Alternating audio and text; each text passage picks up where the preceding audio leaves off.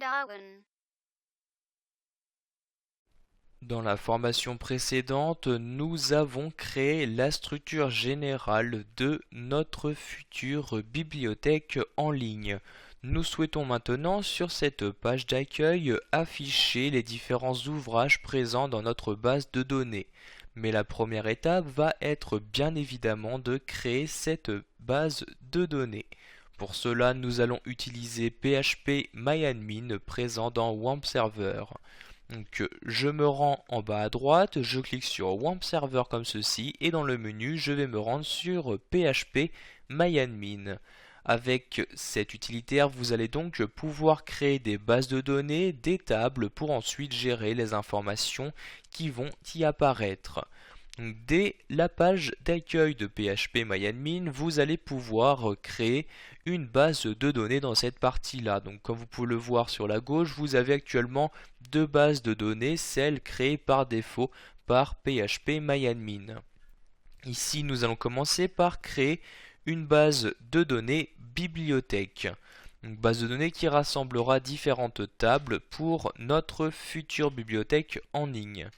Donc j'écris ici bibliothèque comme ceci, je laisse les autres informations par défaut, je clique maintenant sur créer, notre base de données est créée. Il nous reste maintenant à y insérer différentes tables. Nous allons insérer deux tables dans cette base de données, une table livre qui accueillera les différents ouvrages de notre future bibliothèque et une table membre qui accueillera les différentes personnes qui pourront ajouter des livres dans notre bibliothèque. Donc nous allons commencer par la table livre. Donc dans le nom ici de la table, je mets livre comme ceci. Vous précisez ensuite le nombre de champs que vous souhaitez créer. Par exemple, je vais ici créer 3 champs, je mets donc le 3, je clique sur exécuter. Maintenant, pour chacun des champs que vous allez créer, vous allez donc choisir quel type d'information vous souhaitez y insérer. Donc vous choisissez ici dans un premier temps le nom du champ. Donc par exemple, je vais créer ici un champ numéro comme ceci. Le type int, il s'agit bien d'entier, pardon.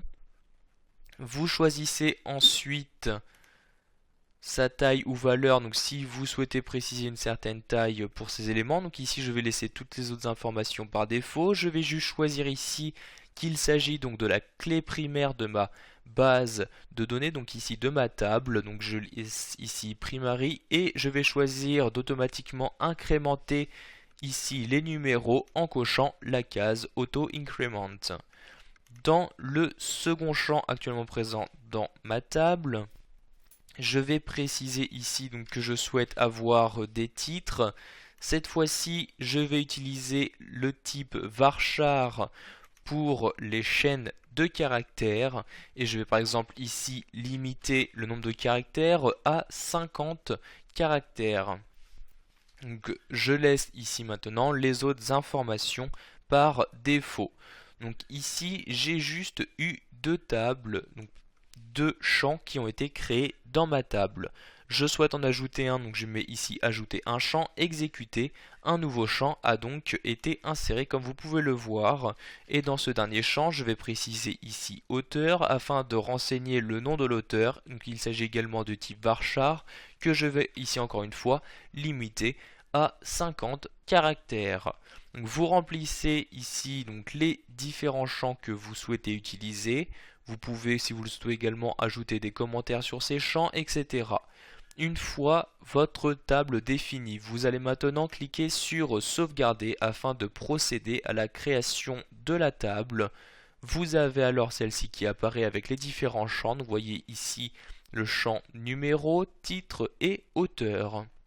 Vous souhaitez maintenant ajouter des informations dans cette table-ci. Donc vous cliquez ici sur livre, donc vous voyez ici la table qui s'affiche. Et en cliquant en haut dans l'onglet insérer, vous allez pouvoir insérer des informations dans votre table. Donc vous précisez ici le numéro, donc je vais laisser le champ vide car j'ai choisi d'automatiquement incrémenter ce champ-ci. Le titre, je vais ensuite donc ici préciser un titre, donc je vais mettre par exemple mon livre 1 tout simplement, donc je mets ici mon livre 1 comme ceci, et comme auteur je vais par exemple mettre ici Albert Moreau comme ceci. Je clique maintenant sur exécuter, l'information a été insérée dans ma table. Si je clique maintenant sur la table livre, vous pouvez voir ici qu'apparaît bien le premier ouvrage de ma table livre.